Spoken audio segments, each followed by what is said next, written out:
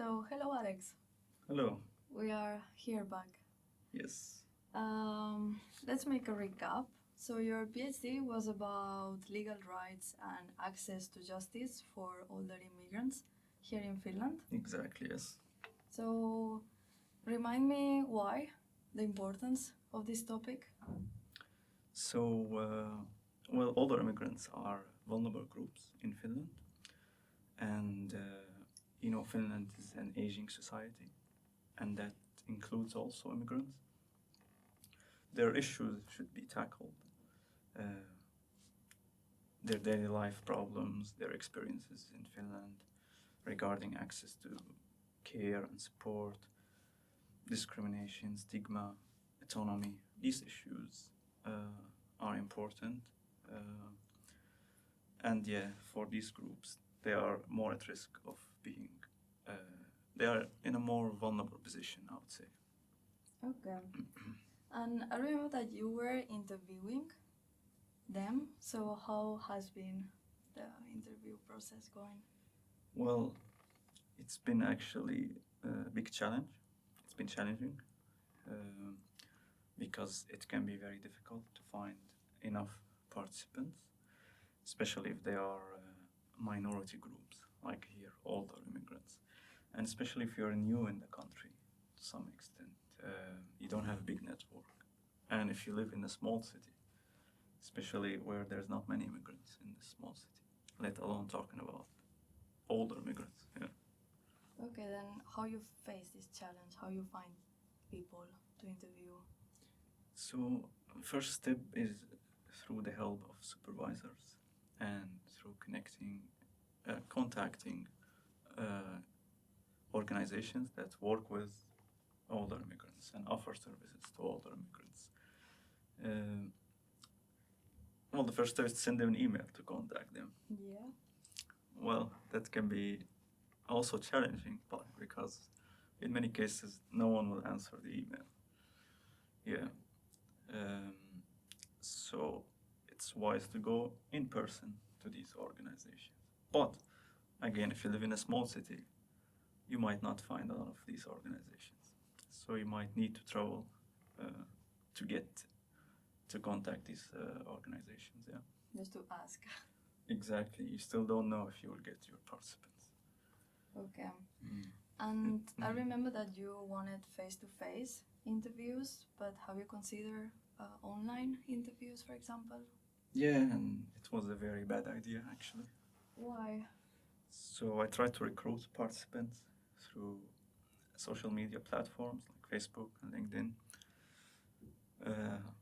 So I went to Facebook groups and posted there to recruit potential participants. It's groups that have immigrants. So groups especially for immigrants in Finland. In Finland? Yes. Okay.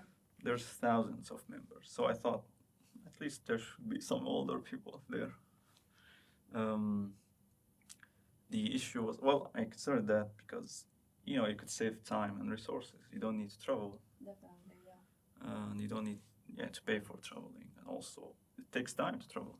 Yeah, and you have more participants as well. That's important. Exactly. So I got contacted by a few participants, but turned out a lot of them actually were scammers. Okay. So they thought they would get money or something out of it.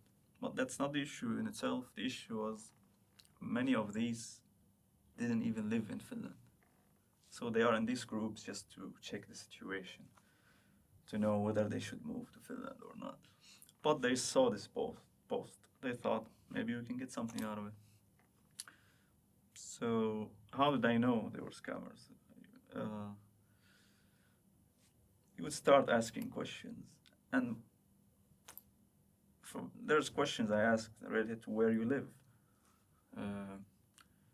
That's a basic question, right? It's a basic question. Which city or which part of the country you live in? And they would take time answering that. You don't take time answering where you live, right? No, You know by heart where you live, right? You don't need to think about that. And I would ask questions. It would take them a long time. And the answers don't make sense at all. Like, it's apparent you don't live here. You can't live here and answer like that. No. And also, they would only agree to do the interview over Messenger because I can't see your phone number on Messenger. Because if I see your phone number, I will know you might not live here. You don't live here. Yeah. So that was the suspicion about it.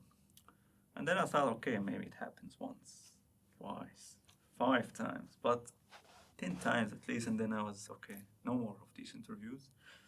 And unfortunately, I had to destroy this data. It was invalid data. Yeah. How do you feel about it? Because it's a lot of time put there. Exactly. Well, it felt very stressful, and I also felt angry about it. Like, so it was a very hard period because without data, I can't go on with this research. I can't. You don't have project without data. Yeah, it's like the core of the project. So first was I talked with my supervisor, and she was very supportive and helpful, Cool. and that's very important because she was, don't worry, there will be a solution. So that was the biggest relief. Yeah, if the supervisor says there will be a solution. And apparently this happens a lot, actually. It's challenging to collect the data. And also I talking to your friends and family and all that can maybe help with this. Sharing. Yeah, so that helped a lot, actually. But next step was we contact more organizations. We show up in person to more organizations everywhere. And I thought, let me give this Facebook groups another shot. Really? Yeah, so I posted there again. Okay. This time I made a condition. I'm only interviewing people in person, Okay. Yeah. face to face. It's much better anyways to talk to them face to face. Because this body language, it's different when you see the person. Yeah, it's very different. You will get different answers. You will get elaborative answers. It's different. Experience is different when you see the person. You will feel more comfortable to share, actually, yeah. But someone behind the phones and you don't know their face, I don't think it's a good idea. Yeah. And before the interview, do you first chat with them to Yes. create a little bit this bonding? Yeah, it's a very good idea, actually, to meet them, not to build like friendship with them, maybe acquaintanceship, to know them a bit. And so they get familiar with your face and all that. They will get more comfortable, and that can affect actually what they will share with you. So it might help with them opening up more. So it's a very good strategy also. Yeah. And how all these challenges about in data collection affected your work? Of course, these challenges delayed the work. Not as planned, because without data we couldn't go on with the work. But I was doing other stuff at the same time, but still it halted the progress of the research. And that's, of course, problematic. But fortunately now I have the data and the research is continuing. Yeah. Okay. Yeah. And would you share some tip for people that is collecting data? Sure. No matter what, try not to do it online. Just go there face to face. This is the first. And keep trying because you will get your participants. You will get to them. They might be hesitant, afraid to participate, especially if we talk about immigrant groups. For some reason, they may be afraid they will say something, they will be deported. I don't know, there's this fear. But you will get there, but make sure it's in person.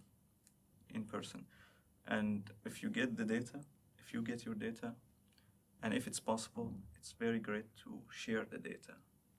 Well, it depends on your sharing plan with your funder and supervisors, of course, but if possible and it doesn't compromise anonymity, share your data so others can use it. And also it's a big achievement to share your data because it has scientific and societal impact, yes.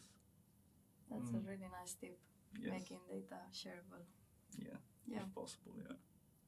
Okay, so thanks for sharing, and I hope we see another time when we can know more about Yes. your research work. Right. Thank you so much. Yeah. Thanks. Bye-bye.